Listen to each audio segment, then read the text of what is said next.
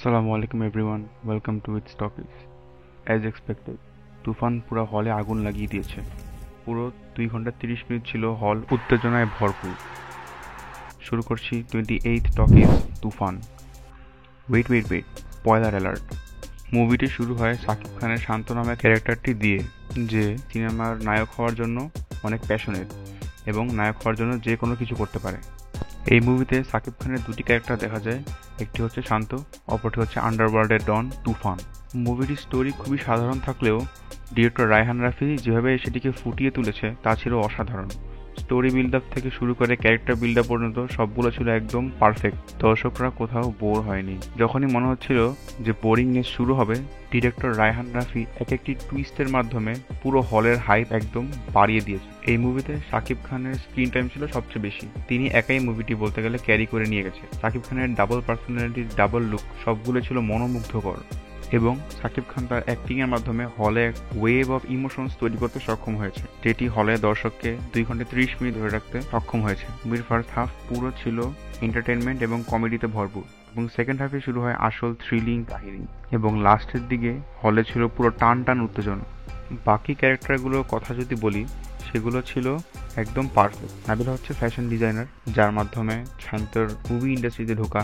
মিমি চক্রবর্তী হচ্ছে তুফানের প্রেমিকা, যে শান্তকে তুফানের কাছে নিয়ে আসে তার বডি ডাবল হওয়ার জন্য। মিশা সওদাগর হচ্ছে একজন গুন্ডা, যে মূলত তুফানকে বড় রকমের সন্ত্রাসী বানায়। ফজলুর রহমান বাবুর ক্যারেক্টারটি হচ্ছে বিরোধী দলের নেতা, যাকে ব্যবহার করে তুফান পুরো দেশ চালায়। এবং last but not the least, the goat Chanchal Chowdhury character CID Akram. আমরা ট্রেলার দেখে ভেবেছিলাম যে চঞ্চল চৌধুরী ক্যারেক্টারটি হচ্ছে তুফানের এগেইনস্টে, কিন্তু শেষে দেখা যায় চঞ্চল চৌধুরী আসলে তুফানেরই সঙ্গী, তুফানের মাস্টার প্ল্যানের একটি অংশ।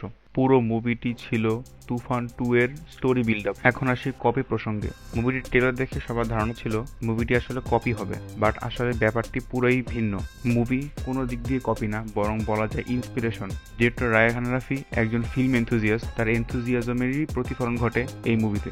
মুভিটিতে অ্যানিমেলের ক্যারেক্টারের যে অ্যাগ্রেশন সেটিকে নেওয়া হয়, এবং কেজিএফ এর যেই মূল মোটিভ, যে পুরো দেশ শাসন করবে, সেই মোটিভটি নেওয়া হয় এখানে। টাঙ্কির একটি গানের একটি ছোট পার্ট নেওয়া হয় শুধুমাত্র এন্টারটেইনমেন্টের জন্য, এবং সালারের যে একটা সিন যেটা দিয়ে সবাই ভয় পায়, সেই সিনটিকে ব্যবহার করা হয় এখানে তুফানের ভয়ঙ্কর রূপের প্রতিফলন হিসেবে।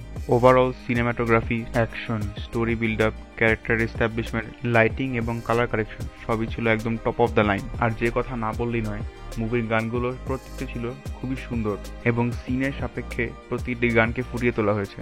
রেটিং যদি দিতে হয়, তাহলে মুভিকে আমি রেটিং দিব 5 আউট অফ 5। আমি রেকমেন্ড করব আপনারা অবশ্যই মুভিটি হলে গিয়ে দেখে আসবেন। তুফান হলো বাংলা মুভি ইন্ডাস্ট্রির এক নতুন অধ্যায়।